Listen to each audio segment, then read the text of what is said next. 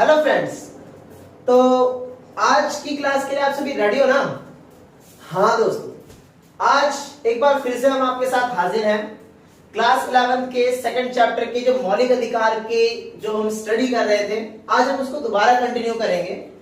Last जो हमारी video है उसमें हमने समानता के अधिकार को बहुत अच्छे से पढ़ा है। डिस्क्रिप्शन में आपको उसका लिंक मिल जाएगा। और यहाँ पे हम अब आज की क्लास के अंदर आप सभी के साथ स्वतंत्रता के अधिकार का अध्ययन करेंगे। स्वतंत्रता का अधिकार, हाँ, स्वतंत्रता का अधिकार आपको है।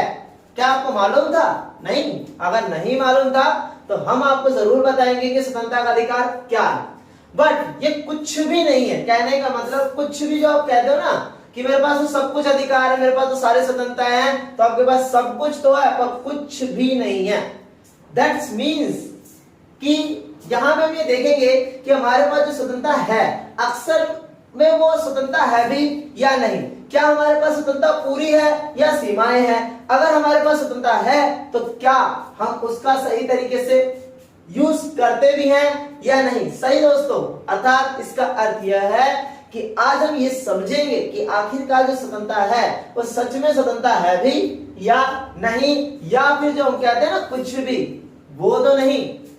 तो हम स्टार्ट करते हैं कि आखिरकार स्वतंत्रता का अधिकार हमारे संवैधानिक तौर पर हमें क्या बताता है और हमें क्या देता है।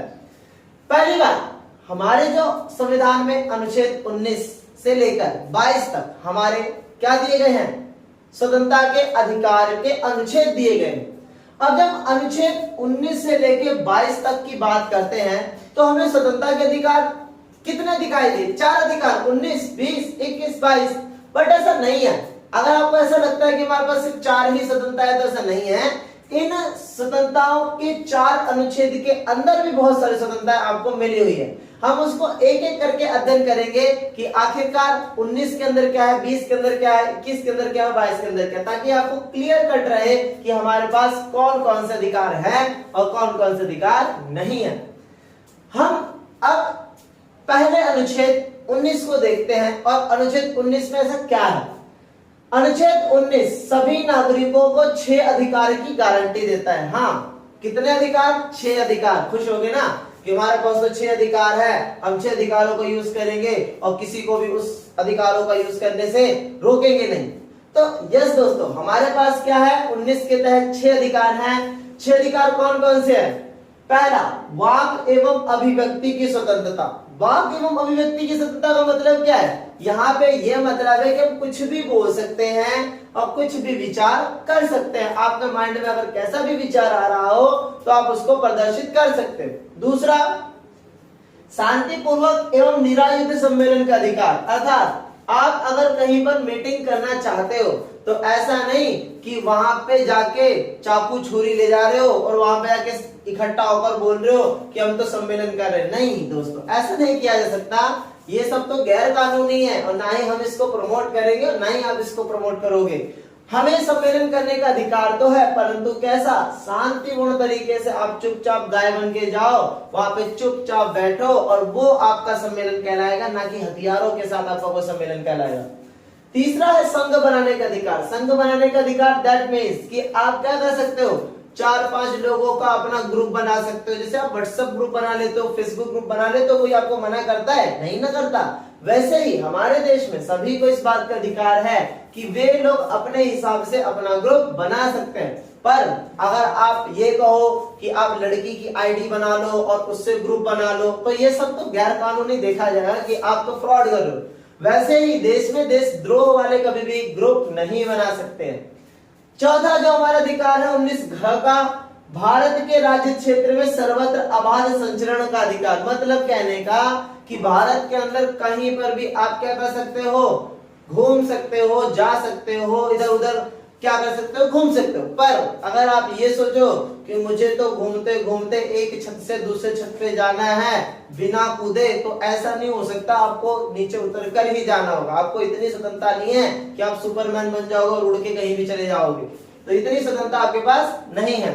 अगर आप बढ़ते हैं अगली स्वतंत्रता के अंदर 19 ड जो है, भारत के राज्य क्षेत्र के किसी भी भाग में निर्बाध रूप से घूमने और बस या निवास करने का अधिकार। अर्थात 19 जो घ था आपको इधर उधर घूमने का अधिकार देता था, पर 19 जो ण है वो आपको घूमने के साथ साथ बसने का भी अधिकार देता है कि आप क्या कर रहे हो, कहीं पर गए हो काम करने के लिए, आपको रोजगार मिल गया है, और अगर आपको रोजगार मिल गया है तो आपको वहां रहना ही पड़ेगा भाई, कहीं ना कहीं तो आसपास अगर घर है तो घर लेना पड़ेगा, नहीं तो किराए पे कोई ना कोई रेंट पे हाउस लेना ही पड़ेगा, तो आप हमें बच सकते हो। दैट मीन्स ये नहीं है कि आप अपने फ्रेंड के घर पे गए 4-5 दिन रुके और कहे कि अब तो मैंने कब्जा कर लिया, चल बाहर निकल, तो ऐसा भी नहीं है कि आपको कहीं निवास करने का अधिकार मिल गया तो आप किसी के घर पे कब्जा कर लोगे। 19(6) जो है वो क्या है, कोई भी वृत्ति या व्यापार करने या कारोबार करने का अधिकार है, मतलब कोई भी वृत्ति कोई भी तरीके से हम क्या कर सकते हैं, अपना रोजगार बना सकते हैं, अपना काम कर सकते हैं, अपना व्यापार कर सकते हैं और खुले तौर पर उस चीज का प्रयोग करके अपना विकास कर सकते हैं। बट ऐसा नहीं कि आप अपने दोस्त की किडनी बेचने के लिए निकल जाओ और कहो कि मैं तो व्यापार कर रहा हूँ, नहीं, ऐसा कुछ नहीं है, आपको ऐसा कोई व्यापार नहीं करना है। आपका दोस्त आपको जरूर बहुत सुनाएगा जरूर, बट ऐसा व्यापार को हमें बढ़ाना नहीं है। अब जब हमने ये समझ लिया कि क ख ग घ ण छ में कौन कौन से अधिकार है, बट मैं अगर आपसे ये कहूं कि आपको इसको याद करके 2 मिनट में सुनाना है तो आप क्या करोगे, आप इसको रटने बैठ जाओगे। हमें रटना नहीं है, दैट मीन्स यहाँ पे आपको रटाया नहीं जाएगा। आपको एक मैं स्टोरी सुनाता हूँ, आप उस स्टोरी को अगर हल्का सा भी याद रख पाए तो आपको ये सारे अधिकार क से लेके छ तक अपने आप ही याद हो जाएंगे। थोड़ा सा ध्यान देना, स्टोरी कुछ घुमावदार स्टोरी है तो ध्यान देना थोड़ा सा। जैसे मान लो कि सरकार ने कोई कानून बनाया, तो सरकार के उस कानून पर आपको अपने विचार रखने का क्या है, अधिकार है। चाहे आप पक्ष में रखो, चाहे आप विपक्ष में रखो, चाहे आप लिखकर रखो, चाहे बोलकर रखो। तो 19 का हो गया कि आपको अभिव्यक्ति की आजादी, विचार रखने की आजादी। दूसरा, अगर सरकार ने कोई नीति बनाई थी, कोई नियम बनाया था, तो आपने उसमें अपना विचार प्रकट किया, बट आप ये चाहते हो कि अब मेरे विचार को फैलाना है, तो अब अकेले तो कुछ नहीं कर सकते, आपको क्या करना पड़ेगा, कहीं ना कहीं जाकर उस चीज के बारे में सम्मेलन करना पड़ेगा, दूसरे को बताना पड़ेगा, तभी तो आपका विचार फैलेगा। तो आपने क्या किया, अब अपने विचारों को लेकर सम्मेलन करना शुरू कर दिया। अब जब आपने सम्मेलन करना शुरू कर दिया तो धीरे धीरे आपने सोचा कि जब भाई विचार फैलने लग गया है सरकार के खिलाफ, तो क्यों ना हम एक ग्रुप बना लें। तो आपके पास किसका अधिकार मिल जाता है, संघ बनाने का अधिकार मिल जाता है। जब आप संघ बनाने का अधिकार प्राप्त कर लेते हो तो आप ये सोचते हो कि संघ की जो हमारी विचारधारा है, संघ की जो बातें, वो किसी एक क्षेत्र में ही क्यों सीमित रहे, हमें तो पूरे भारत में फैलानी चाहिए। तो अगर आपको पूरे भारत में फैलानी है तो आपको घूमना पड़ेगा, तो आपको पूरे भारत में क्या है, घूमने का अधिकार भी प्राप्त है। ध्यान से देख रहे हो ना कैसे कैसे चीजें एक ही साथ होती चली जा रही है। तो आप अपने विचारों को घूम घूम कर पूरे भारत में फैलाने की कोशिश कर रहे हो, और साथ ही साथ जब आप पूरे भारत में कहीं भी जाकर अपने विचार को फैला रहे हो तो कहीं ना कहीं तो रुकोगे ही रुकोगे। शाम को जब थक जाओगे तो कहीं तो रुकोगे ना, चाहे रेंट पे रुको, चाहे घर ले लो, चाहे दोस्त के घर रुक जाओ, तो आपको कहीं भी क्या है, निवास करने का भी अधिकार है। और साथ ही साथ अगर आप कहीं निवास कर रहे हो तो पेट भरने के लिए वहां पे कोई ना कोई काम भी करोगे, तो आपके पास क्या है, रोजगार को प्राप्त करने की स्वतंत्रता भी है। आई होप आपको ये कहानी अगर हल्की सी भी स्टार्ट में समझ में आई कि मैं सरकार की नीति के विरोध में हूं, तो मैं बोलना चाहता हूं, मैं बोल रहा हूं, मेरी कोई बातें सुन नहीं रहा तो मैं खुले तौर पर सम्मेलन कर रहा हूं। कुछ लोगों ने सुनी तो मैंने सोचा कि भाई संघ बना लेना चाहिए ताकि और बड़े स्तर पर सुनाई दे, तो मैंने संघ बना लिया। फिर मैंने ये सोचा कि क्यों ना मैं अपने संघ की विचारधारा को पूरे भारत में फैलाऊं, तो मैं घूमने फिरने लग गया। अब मैं घूमते फिरते थक गया तो मैं कहीं पे जाके रुक गया, वहां पे रहने लग गया, तो मैंने निवास कर लिया। अब मैं कहीं निवास कर रहा हूं तो मुझे पेट भर खाना भी चाहिए, तो मैं क्या करूंगा, कहीं ना कहीं रोजगार तो करूंगा ही करूंगा। था ना कितना आसान, किसी चीज को रटने की जरूरत नहीं है, बहुत आसान है, आपको बहुत जल्दी से चीजें याद हो सकती हैं। कोई भी चीज अगर आप रटने की कोशिश करोगे तो आपको बहुत समय लगेगा, बट अगर आप उसको ट्रिकी तरीके से याद करोगे तो आपको बहुत जल्दी से याद हो जाएंगी। जैसे कि आपने इस चीजों को याद कर ही लिया। अब थोड़ा सा विशेष तत्व हमारे साथ हमेशा ही होता है कि हम अगर कुछ भी पढ़ते हैं तो कुछ ना कुछ उसमें विशेष निकल के ही आता है। मूलतः अनुच्छेद 19 में 7 अधिकार थे, समझे। अभी आपने अनुच्छेद 19 में 6 अधिकार पढ़े, पर मूलतः पहले ही 7 हुआ करते थे। कितने हुआ करते थे, 7 हुआ करते थे। लेकिन संपत्ति को खरीदने, अधिग्रहण करने या बेच देने के अधिकार को 1978 में 44वें संविधान संशोधन अधिनियम के तहत समाप्त कर दिया गया। अर्थात जब हमारे संपत्ति का अधिकार एक सामान्य अधिकार बना था तो 19 के अंदर संपत्ति की स्वतंत्रता भी थी। तो जो संपत्ति का अधिकार ही सामान्य बन गया तो उससे संबंधित जो 19 का प्रावधान था उसको भी यहां से हटा दिया गया। उसके बाद इन 6 अधिकारों की रक्षा केवल राज्य के खिलाफ मामले में है। मतलब कहने का अर्थ यह है कि अगर राज्य सरकारें आपसे इन 6 में से कोई भी तत्व आपसे छीनेगी तो ही आप क्या कर सकते हो, केस कर सकते हो। देखो इन 6 अधिकारों की रक्षा केवल राज्य के खिलाफ मामले में है। अगर राज्य आपके इन किसी भी अधिकारों को छीनेगी तो आप जाके केस कर सकते हो, ना कि निजी मामले। अर्थात मान लो कि मैं आपको बोलने ना दूं, मैं आपको घूमने ना दूं, मैं आपको चलने ना दूं, मैं आपको निवास करने ना दूं, तो क्या आप ये कहोगे कि मेरे अधिकार का हनन है? आप कह तो सकते हो मेरे अधिकार का हनन है, पर ये सर्वोच्च नहीं माना जाएगा, क्योंकि अगर इन अधिकारों का हनन राज्य करता है तो वो सर्वोच्च माना जाता है, पर अगर कोई निजी व्यक्ति आपके इन अधिकारों का हनन करता है तो वो सर्वोच्च नहीं माना जाता। देखो निजी मामले में नहीं, अर्थात ये अधिकार केवल नागरिकों को और कंपनी के शेयर धारकों को है, ना कि विदेशी या कानूनी लोगों जैसे कंपनियों के लिए। अर्थात हमें ये समझ में आता है कि राज्य अगर आपके अधिकारों को छीनेगा तभी आप कुछ कर सकते हो। अगर व्यक्ति आपके अधिकारों को रोकने और उसको करने की कोशिश कर रहा है तो आप उसके खिलाफ कार्रवाई बहुत मुश्किल ही कर सकते हो। इस तरीके से हमने ये सारे छोटे छोटे जो थे उसको एक एक करके समझा।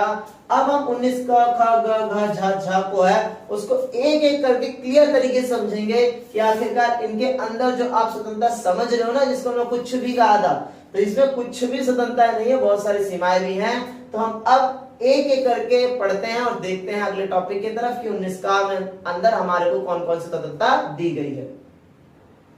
अब हम स्वतंत्रता के अनुच्छेद जो 19 का पहला पार्ट था 19 का, उसको देखते हैं कि आखिरकार आपके पास विचारों की कितनी आजादी, आप कितना बोल सकते हो और कितना नहीं, और मैं आपको कितना बोलने दे सकता हूं और कितना नहीं, ये भी तो मैटर करता है ना कि आप मेरे सामने कितना बोल पाओगे और कितना नहीं बोल पाओगे।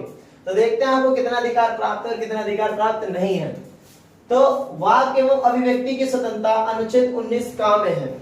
यह प्रत्येक नागरिक को अभिव्यक्ति दर्शाने, मत देने, विश्वास एवं अभियोग लगाने की मौखिक, लिखित और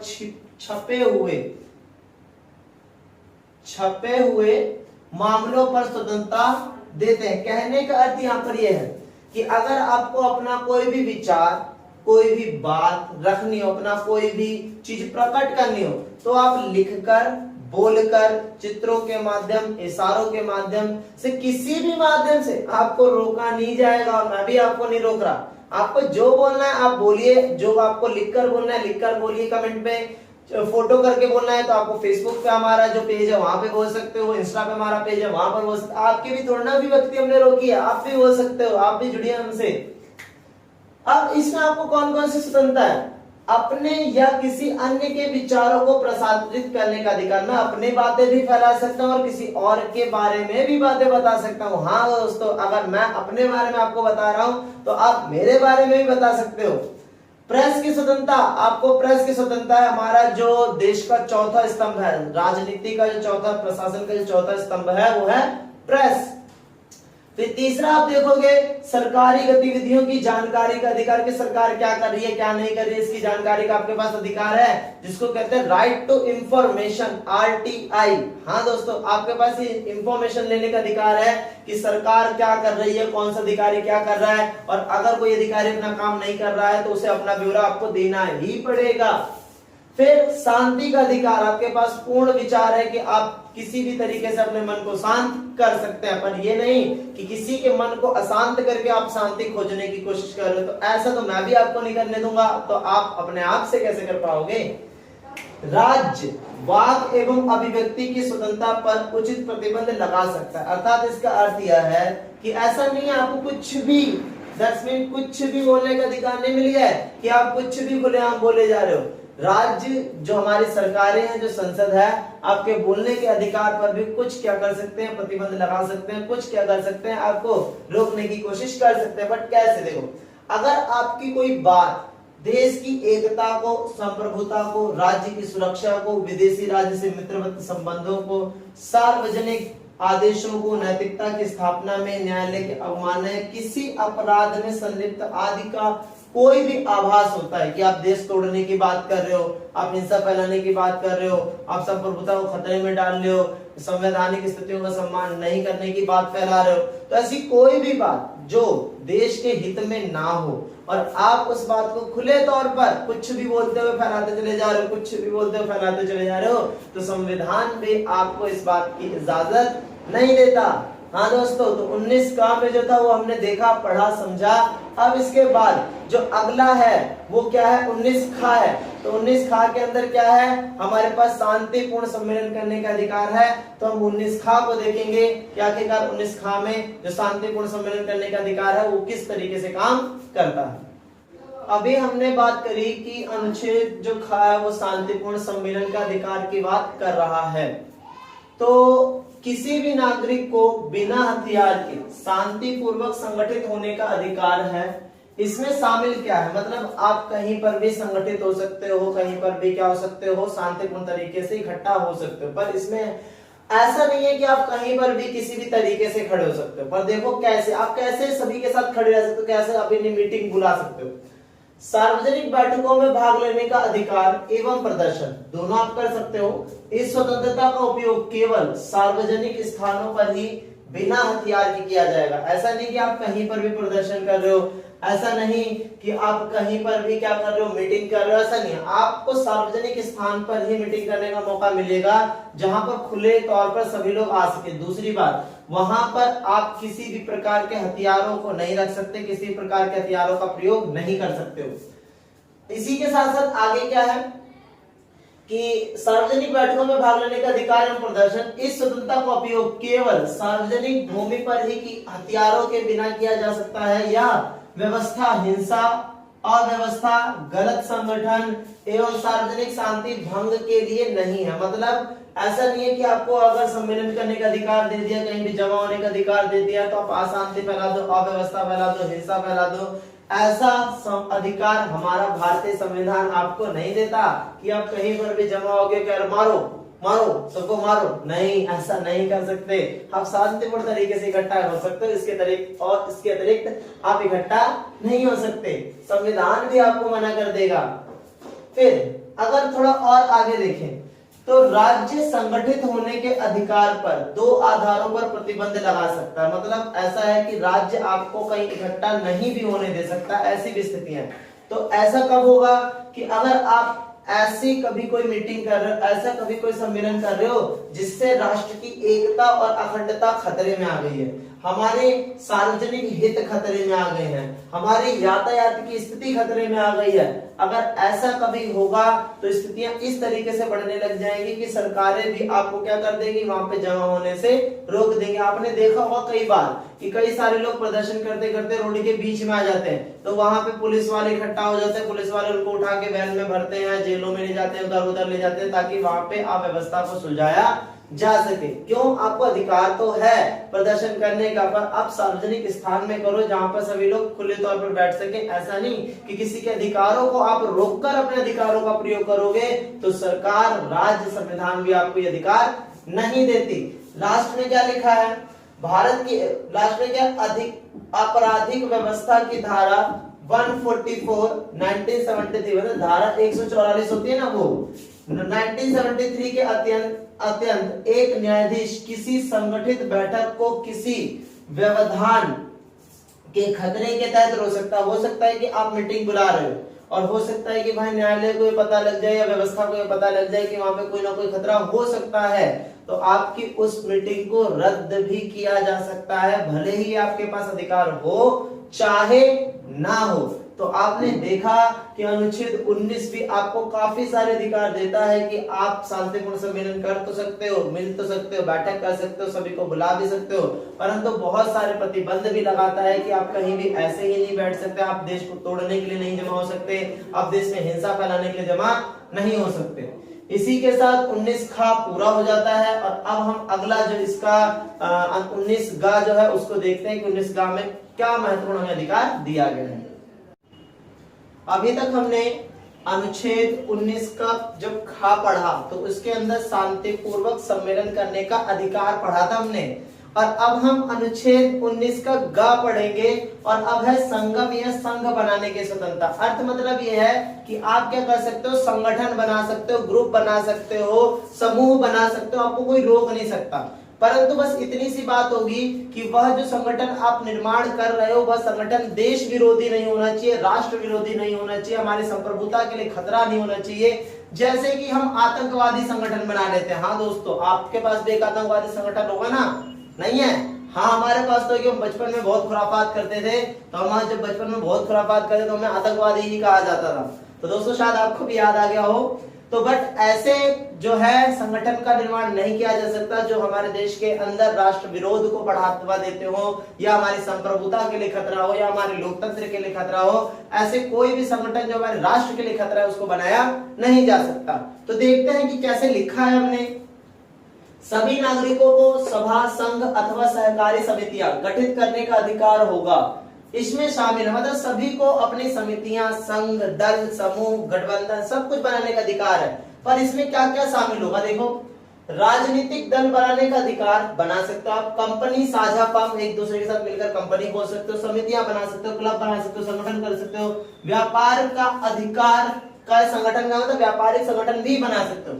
यह न केवल संगम या संबंध बनाने का अधिकार प्रदान करता है, इसके अतिरिक्त उसे नियमित रूप से संचालित करने का भी अधिकार देता है। ऐसा अर्थात इसका मतलब यह है कि आपको सिर्फ और सिर्फ संगठन बनाने का ही अधिकार नहीं मिलेगा, आपको क्या मिलेगा, संगठन बनाने के साथ साथ उसको संचालित करने का भी अधिकार मिलेगा कि आप अपने संगठन को किस तरीके से आगे बढ़ाने का प्रयास करेंगे। इसके अतिरिक्त उसे नियमित रूप से संचालित करने का अधिकार भी प्रदान करता है। इसके अतिरिक्त यह संगम या संघ बनाने या उसमें शामिल होने के नकारात्मक अधिकार को भी शामिल करता है। मतलब आप किसी भी तरीके के संगठन बना तो सकते हो, परंतु जब तक उसके खिलाफ कोई कार्रवाई ना हो तब तक तो आप ठीक हो, पर जिस दिन कानून के नजर में आ जाएगा वह संगठन, उस दिन उस संगठन की खैर नहीं। हाँ दोस्तों, आप बना सकते हो, आतंकवादी संगठन भी बना सकते हो, परंतु यह है कि अगर वो राष्ट्र विरोधी निकला और देश की कानून व्यवस्था को उसे पता लग गया तो आपका वह संगठन आतंकवादी नहीं, जेल के अंदर ही आप दिखाई दोगे।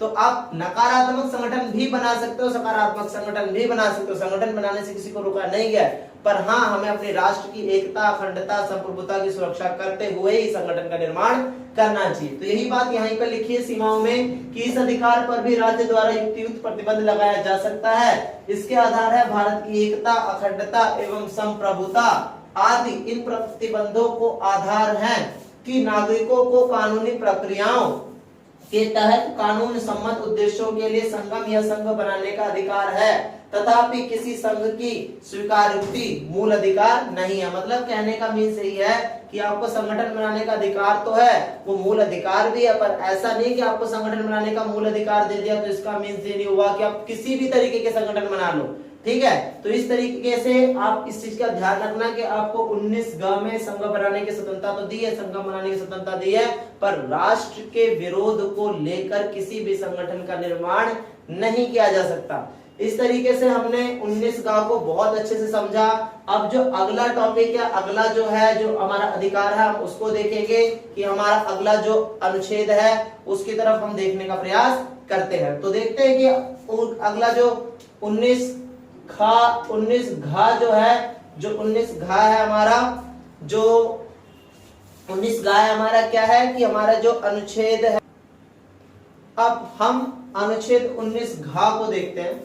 अनुच्छेद 19 घा में क्या है?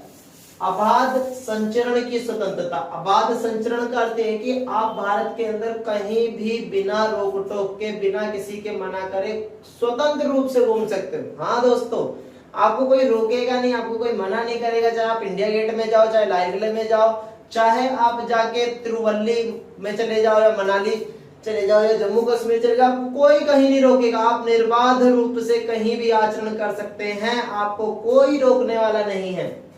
हाँ, तो देखते हैं कैसे लिखा गया ये। यह स्वतंत्रता प्रत्येक नागरिक को देश के किसी भी हिस्से में संचरण का अधिकार प्रदान करता है वह स्वतंत्रता पूर्वक एक राज्य से दूसरे राज्य में व एक राज्य के एक स्थान से दूसरे स्थान तक, अर्थात एक स्टेट से आप दूसरे स्टेट भी जा सकते हो और एक ही स्टेट के अंदर, एक ही राज्य के अंदर अगर आपको अपने ही राज्य के अंदर कहीं घूमना है तो आप वो भी कर सकते हो, आपको कोई रोकेगा नहीं। यह अधिकार इस बात को बल देता है कि भारत सभी नागरिकों के लिए एक है, अर्थात इससे ये बात साबित करने की कोशिश की और जनता में जागरूकता बढ़ाने की कोशिश की कि भारत का राष्ट्र एक राष्ट्र है, इसीलिए भारत के अंदर रहने वाला प्रत्येक व्यक्ति पूरे भारत में कहीं भी घूम सकता है।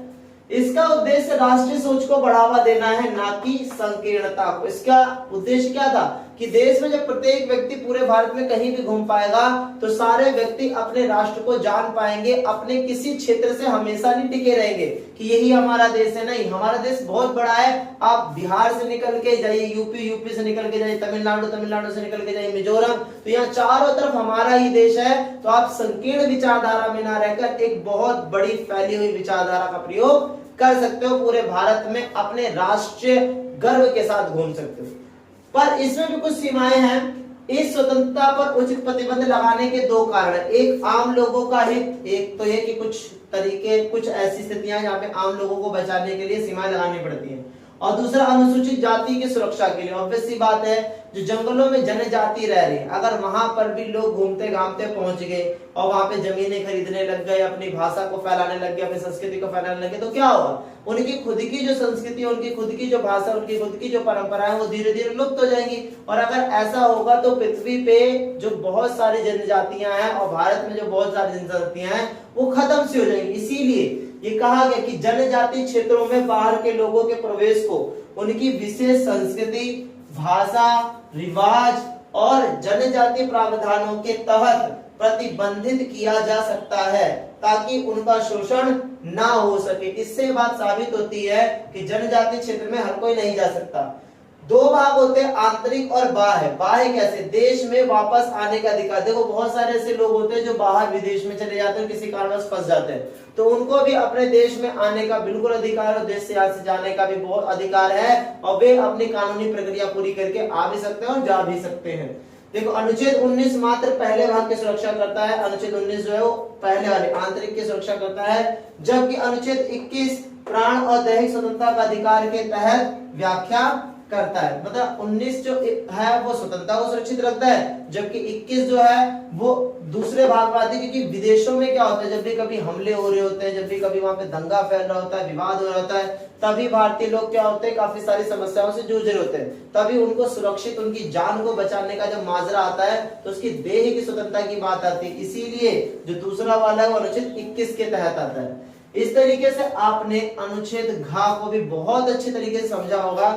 अब इसके बाद जो अगला है अनुच्छेद कौन सा? अब ना अनुच्छेद ना कौन सा है कि आप पूरे भारत में कहीं पर भी क्या कर सकते हैं, बस सकते हैं। अर्थात अब अगला जो अनुच्छेद है क्या है? बसना। तो आप जब बसने वाली बात कर रहे हो तो आप बसोगे भी, तो मैं आपको ऐसे भी बता सकता हूं। ठीक है, तो हम देखते हैं कि अगला अनुच्छेद क्या है। अब हम अगला जो अनुच्छेद 19 का भाग है 19 ऋणा, उसमें क्या है? निवास का अधिकार। अर्थात आप भारत में किसी भी क्षेत्र में कहीं पर भी क्या कर सकते हैं? निवास कर सकते हैं, आपको कोई भी रोकेगा नहीं। देखो हर नागरिक को देश के किसी भी हिस्से में बसने का अधिकार है। इस अधिकार के दो भाग हैं। पहला, देश के किसी भी हिस्से में रहने का अधिकार। इसका तात्पर्य है कि वह कहीं भी अस्थायी तौर पर रह सकता है, मतलब जब चाहे मन तब तक वो रह सकता है और बाद में अपनी जगह चेंज भी कर सकता है। दूसरा, देश के किसी भी हिस्से में व्यवस्थित होने का अधिकार, और कहीं पर वो अगर परमानेंट रहना चाहे, अपना घर ही बनाना चाहे, प्लॉट बनाना चाहे, तो वहां पर भी वो रह सकता है। इसका तात्पर्य है कि वहां वह घर बनाना एवं स्थायी तौर पर रहना चाहता है। बट ऐसा नहीं है कि ये अधिकार भी सीमाओं से मुक्त हो। यह अधिकार भी सीमाओं से मुक्त नहीं है दोस्तों। आप कहीं भी रह तो सकते हो पर कहीं भी नहीं रह सकते, मतलब कुछ भी तो है पर कुछ भी नहीं है। कैसे? यह अधिकार भी ऐसी सीमाओं के अधीन है जो राज्य साधारण जनता के हित में, अनुसूचित जाति के हित में अधिरोपित करता है। मतलब राज्य अगर किसी क्षेत्र को जनता के हित में या अनुसूचित जाति के हित में निश्चित कर देता है तो वहां पर आप नहीं रह सकते, वहां पर आपको निवास नहीं मिल सकता। अस्थायी तौर पर भले ही कुछ समय के लिए रह लो, पर स्थायी तौर पर वहां नहीं रहा जा सकता। इससे ये बात साफ हो जाती है कि हमें निवास का अधिकार तो है पर पूर्णता निवास का अधिकार नहीं है। अब जो अनुच्छेद इसके बाद अगला ही अनुच्छेद है अनुच्छेद 19 का 6 है। हाँ दोस्तों 6 है, 4 नहीं है। 4 क्यों नहीं है वो भी आपको हम बताएंगे। वो उसको 44वें संविधान संशोधन के तहत 1978 के अंदर खत्म करके 19(4) को खत्म करके एक सामान्य अधिकार 300 में जोड़ दिया गया था। और 19(6) में क्या है दोस्तों, 19(6) के अंदर यह बात बताई गई है कि प्रत्येक व्यक्ति को रोजगार की समानता होगी। किसकी समानता है? रोजगार की समानता नहीं, स्वतंत्रता होगी। क्या होगी? सभी को रोजगार की स्वतंत्रता होगी। वो कहीं भी जाके जहां पर भी रहता है वहां पे अपना काम कर सकता है, काम करके अपनी रोजी रोटी कमा सकता है और अपना पेट भर सकता है, जिससे वो अपने जीवन को चला सके। पर ऐसा कोई कार्य करने की स्वतंत्रता नहीं है जिससे कि समाज में गलत संदेश जाए। और ऐसा भी नहीं है कि आपको रोजगार करने की स्वतंत्रता मिल गई है तो आप किसी भी तरीके का रोजगार कर ले और उस पर कोई क्राइटेरिया ना हो। सीमाएं जरूर होती हैं, कोई भी ऐसा अधिकार नहीं है जिसपे सीमाएं ना हो। तो इस पर भी कुछ ना कुछ सीमाएं जरूर लगी हैं कि आप पे रोजगार करने की स्वतंत्रता तो है पर हर चीज के रोजगार करने की स्वतंत्रता नहीं है। इस तरीके से आप सभी ने अनुच्छेद 19 को इतना अच्छे क्लियर से किया, इतना अच्छे से क्लियर किया, शायद ही आपको कोई इतना क्लियर तरीके से बताया अनुच्छेद 19 के इतने सारे भाग। तो आपको डेफिनेटली वीडियो को देखकर ये पता चल गया होगा कि यहाँ पे अलग क्या है और यहाँ पे दूसरों से सबसे अलग ही है और आपको मिलेगा भी यहाँ पर अलग। तो इसीलिए दोस्तों आपको हमने शुरू में ये नहीं कहा कि आप अगर हमारे चैनल पे न्यू हो तो यहाँ पे आके सब्सक्राइब कर दो, लाइक कर दो, कमेंट कर दो। हमने शुरू में इसीलिए नहीं कहा, बट अब जरूर कहेंगे क्योंकि हमने आपको ऐसी ऐसी स्थितियां पढ़ाई है, ऐसी ऐसी बातें पढ़ाई है, ऐसी ऐसी बातें बताई है जो शायद ही आपको कहीं और मिले। तो ऐसी यूनिक स्टडी के लिए, एक्स्ट्रा स्टडी के लिए आपको हमारा चैनल सब्सक्राइब करना ही चाहिए ताकि आपको वो मिले जो आपको कहीं भी नहीं मिलता। तो दोस्तों चैनल को सब्सक्राइब जरूर करें। तो मिलते हैं हम आपसे नेक्स्ट वीडियो में। तो टाटा बाय बाय, मिलते हैं नेक्स्ट वीडियो में।